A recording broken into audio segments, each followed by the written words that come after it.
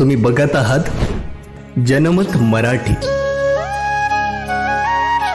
आत्ताची सर्वात मोठी बातमी आपल्या हाती येते आहे। अकोले तालुक्यातील टाकळी ढोकरी येथील एक धक्कादायक घटना समोर आली आहे। सोनाली रावसाहेब मेंगाळ ही अभ्यास करत असताना अचानकपणे फोन आल्यानंतर घरातून बाहेर पडली। ते सायंकाळपर्यंत घरी न आल्याने वडील रावसाहेब मेंगाळ यांनी इतरत्र चौकशी केली असता त्यांना सोनाली मिळून आली नाही, परंतु गावातीलच तरुणांना त्यांच्या आलेल्या फोनबद्दल विचारपूस केली असता त्यांनी रावसाहेब यांनाच दमबाजी करत तुला कुठे जायचे जा अशी धमकी दिली होती। सोनाली सकाळी शेतामध्ये विचित्र अवस्थेत आढळून आली असून तिचा कोणीतरी घातपात करून खून केला असावा असे सोनालीचे वडील रावसाहेब मेंगाळ यांनी प्रतिनिधींशी बोलताना सांगितले। माझं नाव रावसाहेब वामन मेंगाळ। माझी मुलगी काल शाळेतून पेपर सुटल्यानंतर 1 वाजता घरी पोहोचली। त्यानंतर आम्ही तिथं घरीच होतो।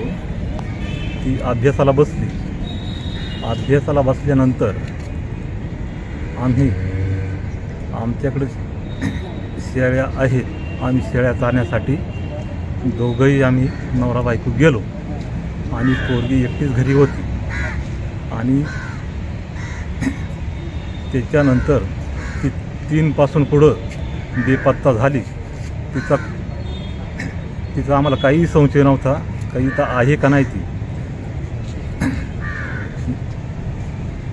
नंतर 6च्या नंतर आम्ही घरी आलो। थोडं जोरात बोला। 6च्या नंतर घरी आलो आम्ही। त्यानंतर म्हणजे फार उशीर झाला, 7-7:30ची वेळ झाली, पण आम्हाला तरी पण वाटायचं म्हणजे कुठंतरी असेल बा कोणाच्या तरी घरी। तर असं म्हणजे आम्हाला संशय येतच नव्हता। तर त्यानंतर आम्ही त्या मोबाईलवरती कॉल पाहिले। तर त्या जे कोणी फोन केला असेल त्याचे नंबर पण होते त्याच्यात। आणि आम्ही नंतर मग पुढच्या अशा विचारपूस करायला लागलो, पण आम्हाला ती मुलगी कुठेही आढळली नाही। त्याच्यामुळं आम्हाला म्हणजे वेगळाच संशय वाटला। मग पुढं काय झालं? आणि त्याच्यानंतर ते कॉल जे आम्ही त्या पोरांचे पाहिले त्यावेळेस आम्ही त्यांना विचारपूस केली, तुम्ही या मोबाईलवर फोन केलते तर आमची आज पोर बेपत्ता आहे, या संदर्भात तुम्हाला काही माहिती आहे का? तर ते नंतर नाहीच म्हटले आम्हाला। पण ते नंतर आम्हाला आरतुऱ्याची भाषा करायला लागली, दमदाटी करायला लागली। तुम्ही काहीही करा, कंप्लेंट करा, केस करा, 12 भानगडी करा, आम्ही तुम्हाला घाबरणार नाही, अशा पद्धतीने त्यांनी आम्हाला दम दिला। त्याच्या आई वडील त्या पोराचे आमच्या घरी पूर्ण रात्रभर चक्रा मारायचे। आणि तिचं जे दप्तर होतं ना, हाय तसंच अभ्यासाला तसंच पडलेलं होतं, पुस्तकं वगैरे दप्तर तसंच पडलेलं होतं। तिची चप्पल पण सगळे घरीच होतं, मग चप्पल वगैरे काहीच नेलेलं नव्हतं त्यांनी। रात्री म्हणजे आम्हाला शोधून ती सापडलीच नाही। सकाळी 8:30-8:30च्या दरम्यान म्हणजे ती जंगलामध्ये सापडली। मग कशा अवस्थेत सापडली? अशा अवस्थेत सापडली तिचे जे कपडे आहेत ते पूर्ण जे म्हणजे गवताचे जे कुसळ असतात त्या कुसळानं पूर्ण गवत म्हणजे पूर्ण कपडे भरलेले होते। वडीत नेल्यासारखं? वडीत नेल्यासारखं होतं।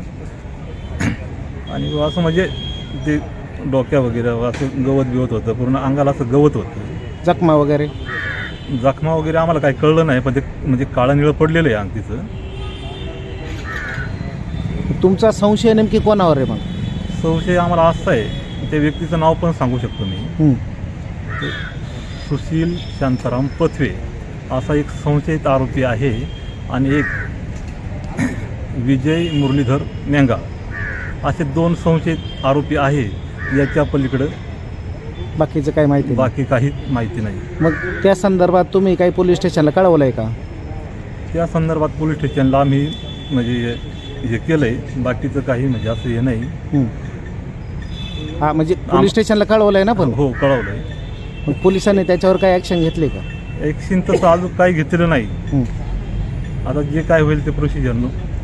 यामध्ये सोनालीचे वडील रावसाहेब मेंगाळ यांनी अनेक शंका उपस्थित केल्या असून सोनालीला अकोले पोलीस स्टेशनने न्याय मिळवून द्यावा, आरोपीचा शोध घेऊन आरोपींना तात्काळ जेरबंद करावे असे पोलीस स्टेशनला कळकळीची विनंती करण्यात आली आहे। अकोले पोलीस स्टेशन येथे ईडी दाखल केली आहे। त्यानुसार सोनालीचा शवविच्छेदन अकोले ग्रामीण रुग्णालय येथे करण्यात आले असून तिचा अंत्यविधी ढोकरी येथे करण्यात आला असून अकोले पोलीस स्टेशनचे PI बोरसे हे स्वतः पोलीस तपास करत आहेत।